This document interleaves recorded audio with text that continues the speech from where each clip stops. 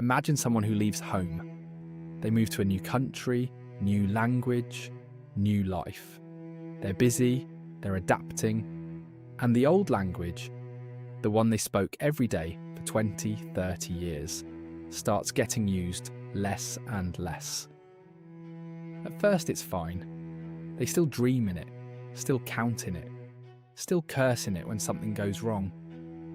But a few years pass, and one day they're back home, sitting at a family dinner, and they reach for a word, a simple word, one they've known since childhood. And for a moment, it isn't there. Gone. Buried from disuse. A language they'd spoken their entire life. Faded. Not because of injury, not because of illness, but because they stopped needing to use it. There's a name for what happened to our memory when search engines arrived. The Google effect. The finding is simple. We don't bother storing information we know we can retrieve. Why hold something in your head when it's one search away? And honestly, that's not irrational. It's actually a very old human strategy. Cognitive scientists call it transactive memory, the mind distributing itself across people, objects and systems. You don't memorize your sister's phone number because you don't need to. It's stored. Your brain knows where. Written language, maps, libraries, contacts lists. Humans have always extended memory outward, and there's a real case that offloading low-value facts frees mental space for deeper thinking, for judgment, for creativity. So far, so reasonable. But here's the line. The Google effect is about memory, about storage.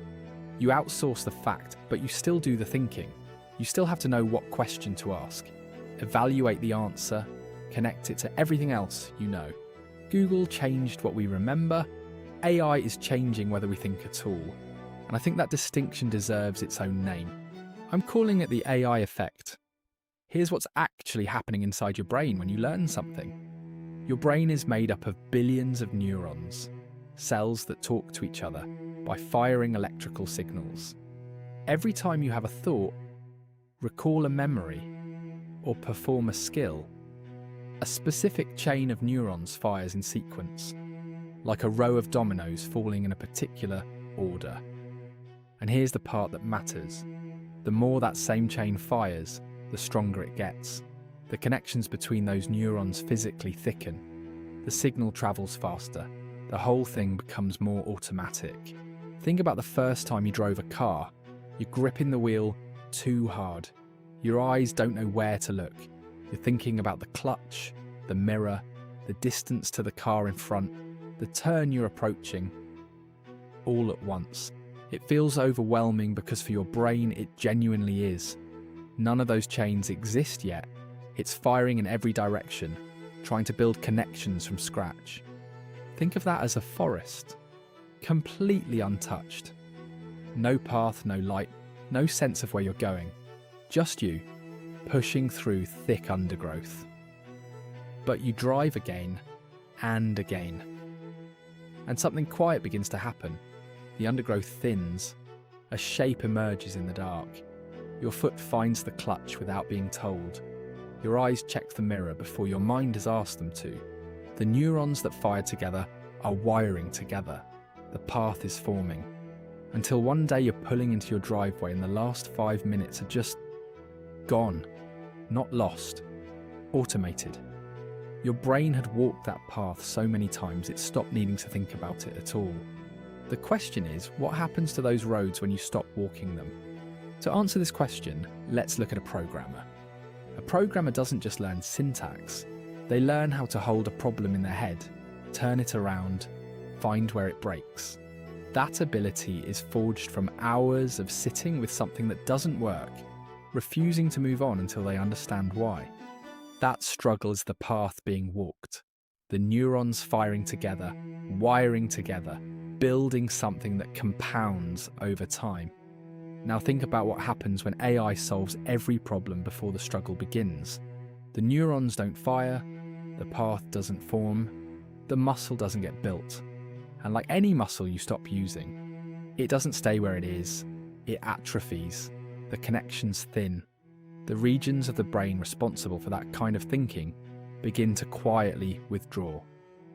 This is the AI effect, and the most dangerous thing about it is how invisible it is while it's happening.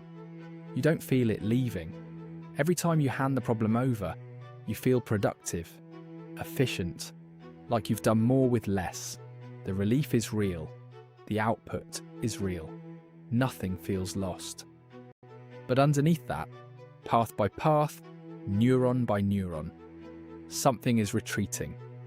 Not one missed path, 10,000 small paths that never got walked, over months, over years, that would have connected into something.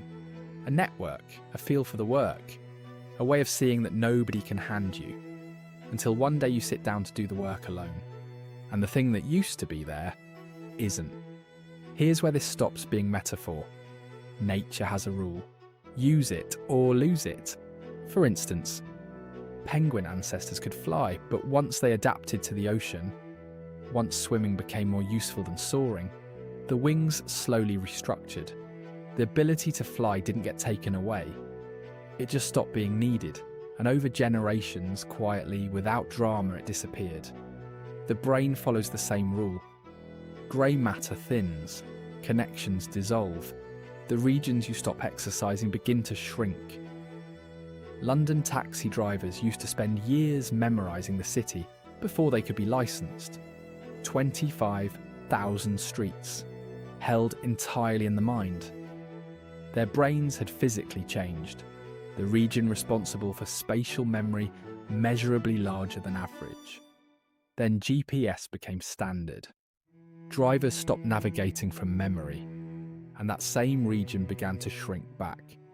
Now consider what we are doing with AI. We are outsourcing reasoning itself, not navigation, not recall. The generative struggle, the part that builds the machinery of thought.